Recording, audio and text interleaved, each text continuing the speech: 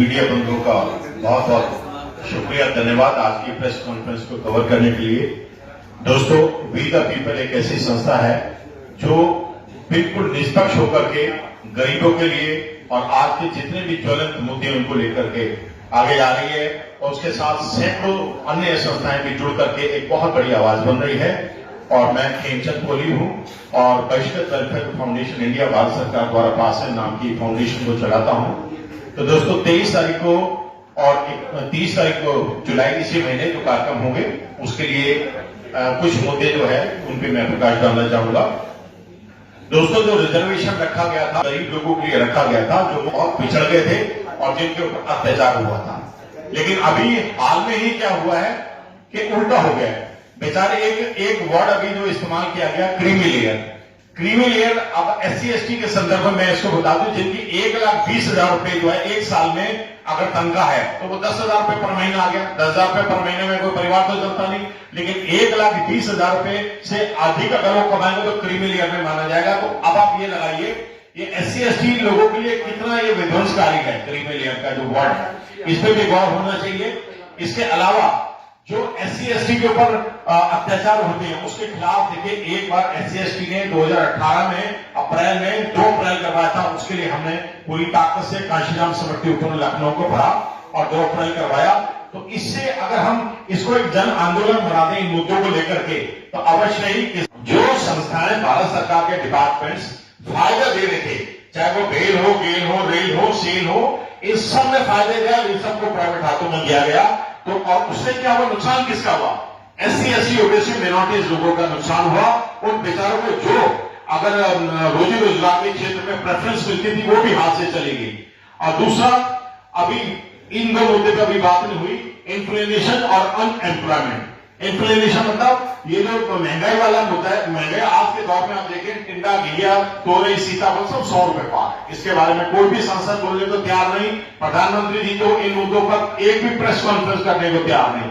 Unemployment का आप ले लें, पिछले हफ्ते आपने देखा होगा गुजरात में 10 वैकेंसी निकली थी और 1800 से ज्यादा युवा अगर चले गए थे। उस पैसेज को भी उन्होंने भागिया और रेलिंग के ऊपर चल के सब रेलिंग वगैरह तोड़ दी।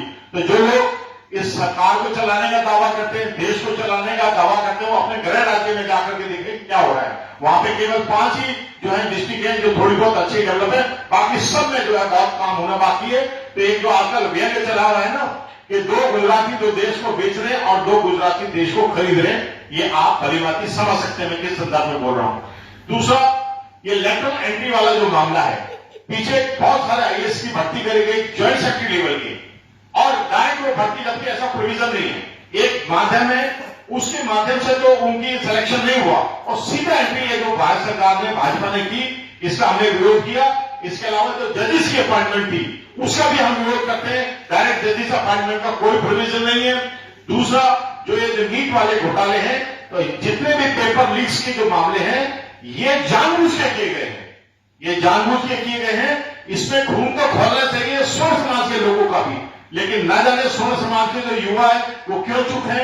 हालांकि थोड़ा सा उबाला भी देखने में टीवी टेलीविजन में आया है, लेकिन अभी ये जो नीट घोटाले 2024 में भी मध्य प्रदेश से तो ये उन्होंने अग्निवीरों ने बता भी दिया कि भैया पैसे ले लेके भर्ती हुई है। अग्निवीरों ने पीछे कितना उत्तर प्रदेश के अंदर आपने देखा, रेल रोकी, पूरे ट्रैफिक को जाम किया, हाईवेज को जाम किया, तब जाके सर फौजियों की भर्ती उस तरीके से लेंगे। तीसरा, ये जो असिस्टेंट प्रोफेसर की ये जो अपॉइंटमेंट वाली बात जो भी प्रोफेसर साहब ने भी रखी थी, इसके ऊपर जो है एक प्रॉपर इन्वेस्टिगेशन की आवश्यकता है। ये असिस्टेंट प्रोफेसर को ऐसे डायरेक्ट अपॉइंटमेंट नहीं दे सकते और इस प्रकार से सभी मंडल कमीशन की जितनी रिपोर्ट्स हैं उन सबको लागू किया जाए, ऐसा में इस मंच के माध्यम पर बहुत अच्छा हो। बिहार में अभी इसका सूत्रपात हो गया है, लेकिन हम चाहते हैं कि 23 तारीख को अपने एमपीज को भी हम ये मुद्दे देंगे, 30 तारीख को भी देंगे। और अगर आप भी कुछ उसको ऐसे एमपीज को जानते हैं जो भाजपा के ना हो, जो इंडिया अलायंस के हो, आप उनको अपने आप निमंत्रण कीजिए 23 तारीख के लिए। और 30 तारीख को जुलाई में कॉन्स्टिट्यूशन ऑफ इंडिया हॉल में यह कार्यक्रम रहेगा। और आज पे सेंसस में एक ऐसा था कि 10% की सरकार ने स्वर्ण समाज के लोगों को रिजर्वेशन दे दिया था। तो उस वक्त हमने इस मुद्दे को उठाया, लेकिन लोगों ने हमारा साथ नहीं दिया और वो एक परमानेंट एक कानून बन के रह गया।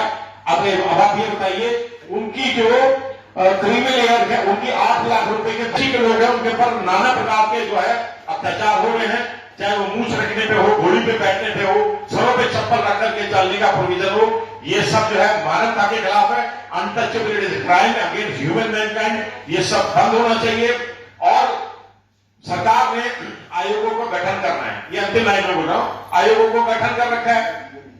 अब आप ये बताइए, अगर किसी की बेटी के साथ रेप हो जाए, जो बेचारा SC/ST का है, वो राष्ट्रीय अनुसूचित जाति आयोग जाएगा, वो अपनी वहां एप्लीकेशन लगाएगा, एसपी को एक इंस्ट्रक्शन जाएगा, 15 दिन के भीतर जो है इसका आप यहाँ रिपोर्ट पेश कीजिए। लेकिन दोस्तों, उसमें एक लकूना, ऐसे नहीं वो लकूना है काम का, क्या कि उसकी जो इंफॉर्मेशन वो पीड़ित परिवार तक पहुंचती नहीं है। कागजों में उनके लिए लेटर डिस्पैच हो जाता है, लेकिन पीड़ित परिवार तक वो लेटर नहीं पहुंचता, तो उन पीड़ित परिवार को मालूम ही नहीं पड़ता कि हमारा मामला बंद हो गया है। वो बेचारे इसी उम्मीद से बैठे रहते हैं कि आयोग से हमें इंसाफ मिलेगा, आयोग से हमें कंपनसेशन मिलेगा और हम जो है मतलब थोड़ा इंसाफ पा पाएंगे। लेकिन ऐसा नहीं होता। अंग्रेजों ने कहावत बनाई थी, justice delayed is justice denied in this country.